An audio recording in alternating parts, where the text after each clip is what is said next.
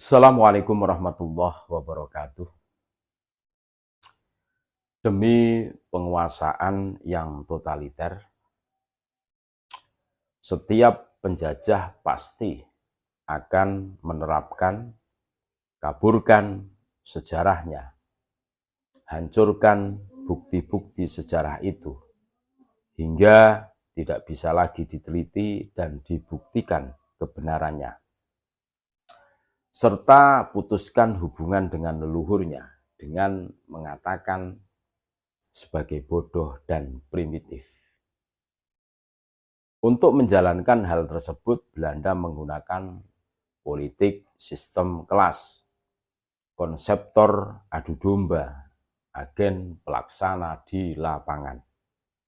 Uraian sejarahnya sebagai berikut, bahwa sistem rasis yang rasis itu terbagi dalam warga kelas 1. Adalah ras kulit putih keturunan Eropa, sedang warga kelas 2 adalah imigran Cina dan Arab, dan warga kelas 3 atau yang terakhir adalah pribumi yang disebut inlander, dengan konotasi yang jelek, bodoh, atau terbelakang. Bangsawan pribumi termasuk dalam kelas ini. Sistem kelas dipergunakan untuk menancapkan superioritas penjajah di daerah jajahan, bahwa mereka ras termulia dan harus dihormati oleh ras-ras di bawahnya. Sementara ras kedua, Cina dan Arab, dipergunakan sebagai kaki tangan agar tangan penjajah tidak kotor. Selain sebagai pelaksana kegiatan ekonomi, juga kepentingan kooptasi keagamaan, terutama Islam sebagai agama mayoritas. Tercatat termasuk urusan haji dipersulit dan diawasi. Pengurusan surat jalan memakai agensi, di mana biasanya berhubungan dengan para syekh atau imigran dari Yaman ini. Sejarah mencatat banyak penyelewengan dan eksploitasi hingga terkenal adanya haji Singapura. Transit di Singapura bisa berangkat, bisa tidak, tergantung kesepakatan selanjutnya. Keberhasilan Hemper di Hijaz dengan revolusi Bani Saud serta paham Wahabinya, yaitu menciptakan agen lokal untuk memberontak kepada Syarif Mekah atau penguasa Hijaz dan keturunan Nabi sebagai kepanjangan tangan dari khilafah Utsmani Turki. Rupanya membawa inspirasi bagi Belanda yang dipusingkan dengan serangkaian perlawanan di Nusantara. Yang terhebat contohnya Perang Aceh dan Perang Jawa di Ponegoro. Mereka berpikir apabila tidak diselami dan tidak dilakukan rekayasa dari dalam, maka bahaya laten pemberontakan akan sangat mungkin bangkit kembali.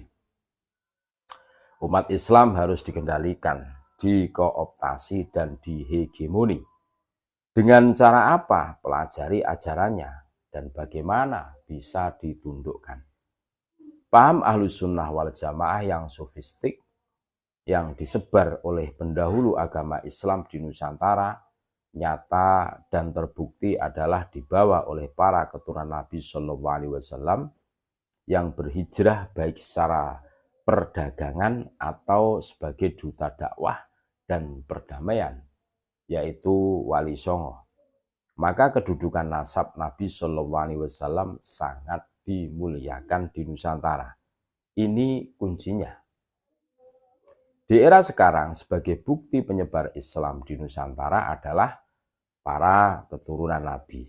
Maka mereka telah nyata terisbat secara resmi oleh Nakobah Internasional, baik dari beberapa jalur keturunan Wali Songo yang dari Maghribi Turki atau Samarkand, Uzbekistan, baik yang jalur Al-Hasani atau Al-Husaini. Kembali ke era kolonial.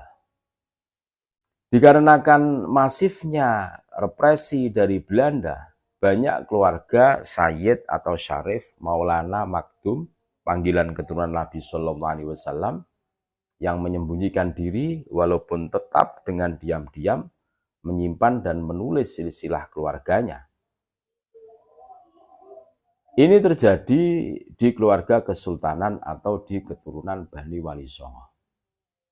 Mengetahui hal tersebut, maka Belanda membuat suatu proyek kooptasi umat Islam. Hanya menunjuk seorang orientalis yang hafal Al-Quran bernama Senok Horogronye, yang nama samarannya Haji Abdul Ghaffar atau Ghafur atau Habib Putih. Senok Horogronye keliling dari Aceh hingga Tanah Jawa. Dan dia banyak memberikan rekomendasi kepada Belanda tentang bagaimana cara menaklukkan dan menjinakkan umat Islam. Termasuk harus merebut klaim siapa cucu Nabi yang paling pantas memiliki otoritas keagamaan di Nusantara. Di era tersebut tercatat salah satu kaki tangannya bernama Usman bin Yahya, seorang imigran keturunan Ba'alwi Yaman yang diangkat oleh Belanda menjadi mufti agung Batavia, membuat sebuah kitab dan berfatwa haram memberontak pada penjajah Belanda, bahkan mendoakan kejayaan bagi Ratu Wilhelmina ketika berulang tahun di Masjid Pekojan 2 September 1898. Yang sebenarnya terjadi adalah Belanda sedang menggunakan kaki tangannya dalam mencengkeram penjajahan di Nusantara. Kooptasi atas nama keturunan Nabi dilakukan untuk menipu umat Islam di Nusantara. Bila umat Islam tidak bisa dimurtadkan, maka harus dikacaukan dari dalam. Bahkan ketika Belanda kabur dan penjajahan sudah berakhir, kaki tangannya masih bercokol di negeri ini. Dan dengan sombongnya masih melakukan politik rasisnya, yaitu mengembangkan klaim sebagai ras termulia keturunan Nabi Shallallahu Alaihi Wasallam. Aplikasinya nyata adalah melarang putri-putrinya dengan alasan kafa'ah atau kesetaraan nasab menikah dengan di luar golongan mereka. Dalihnya agar nasabnya ke Nabi tidak terputus. Sementara yang pria bebas aturan kafa'ah tersebut. Namun, benarkah aturan ini dalam Islam? Perlu pembahasan khusus. Namun, sebagai penyanggah patut dijawab bagaimana Rasulullah menikahkan putri-putrinya yang tidak hanya Siti Fatimah dan beberapa banyak putri-putri ahli bait yang menikah dengan di luar keluarganya. Tercatat yang jelas-jelas keturunan Nabi dan seorang yang alim kelas dunia, Sayyid Muhammad Maliki Mekah menikahkan putri-putrinya dengan non-Sayyid.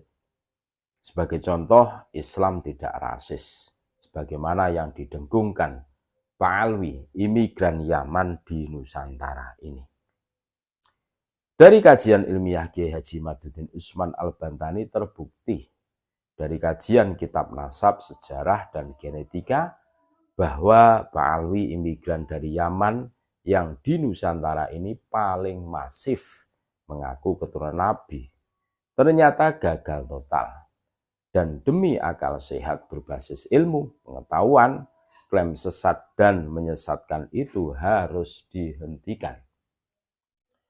Selain mereka tidak bisa menunjukkan bukti pengakuan dari negara asal datuknya, Naqobah Sadatul Ashraf Yaman atau Irak, sebagai asal dari Sayyid Ahmad bin Isa Ar-Rumi Al-Husaini.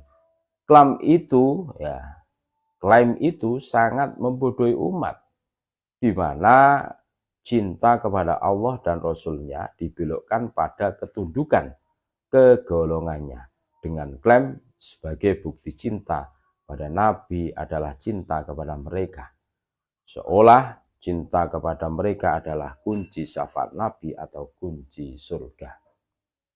Sejujurnya, klaim itu juga sebenarnya berbahaya bagi diri sendiri, bagi diri mereka sendiri.